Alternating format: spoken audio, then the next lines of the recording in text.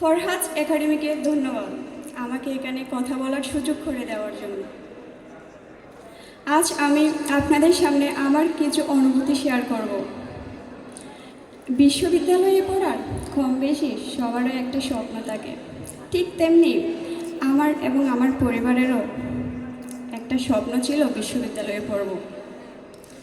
আল্লাহর অশেষ রহমতে এবং আপনাদের সবার দোয়ায়, বিশেষ করে আমার স্যারের দোয়ায় আমি বিশ্ববিদ্যালয়ে পড়ার সুযোগ পেয়েছি। আমি জান্নাতুল ফেরদৌস সাগরিকা, বর্তমানে অধ্যয়ন করছি কুমিল্লা বিশ্ববিদ্যালয়ে গণযোগাযোগ ও সাংবাদিকতা বিভাগে। অ্যাডমিশনের সময় 3টা বিষয় খুব গুরুত্বপূর্ণ: ধৈর্য, পরিশ্রম আর সঠিক গাইডলাইন। আর এগুলো আমি শিখেছি ফরহাদ স্যারের থেকে।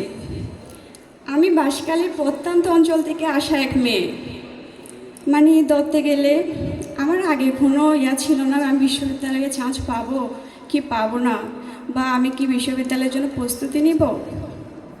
আমি যখন এসএসসি পরীক্ষা দিতেছিলাম তখন আমি ফরহাদ স্যারের সাথে কথা বলছিলাম। তো ফরহাদ স্যার বলতেছে, তোমার এক্সাম ভালো হলে তুমি প্রিপারেশন নাও, কোচিংয়ে ভর্তি হয়ে যাও। ঠিক আমি ভর্তি হয়েছি। ভর্তি হওয়ার পর আমি শহরে আসছি। আমি অ্যাডমিশনের জন্য সর্বপ্রথম চট্টগ্রাম শহর দেখছি। এর আগে আমি কখনো চট্টগ্রাম শহরে আসি নাই।